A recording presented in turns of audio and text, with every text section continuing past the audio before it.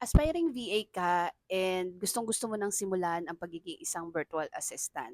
Pero may tanong ako sa'yo ngayon. Ano nang ginawa mo? Or meron ka na bang nasimulan? So, hi guys, this is part 9 of our VA Real Talk series. So, if you notice, wala itong editing, raw video lang tayo. And ang una kong tanong sa'yo, ano nang nasimulan mo, ano nang ginawa mo? Gustong-gusto mong maging VA, pero alam mo ba hindi sapat 'yon. Hindi enough 'yon para maging isang virtual assistant ka na gusto mo lang.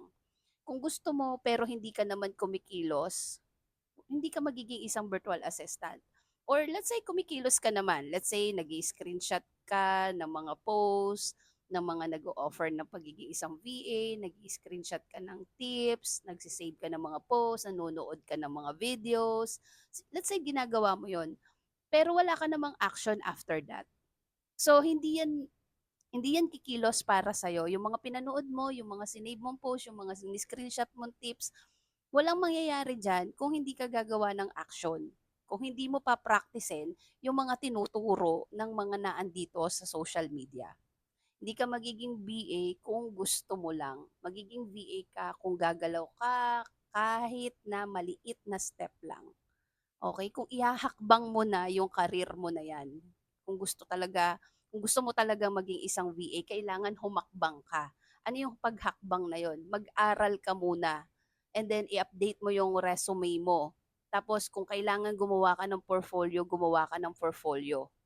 So, ang next mo is kagaya ng sinabi ko dun sa part 7, ayusin mo yung email mo and then maglagay ka ng email signature.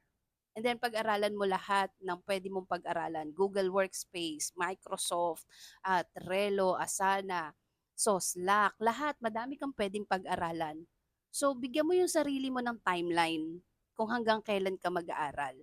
And then after that, kung talagang hindi mo pa rin makuha, hindi mo makaya, edi mag-invest ka sa isang course. Wala namang problema kung mag invest ka eh.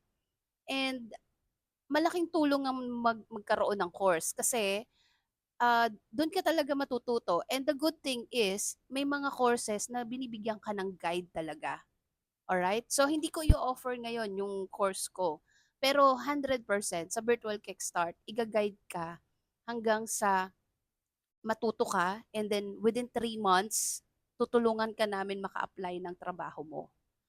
So, ang dami ng opportunity guys na pwede mong gawin para masimulan mo ang pagiging isang virtual assistant.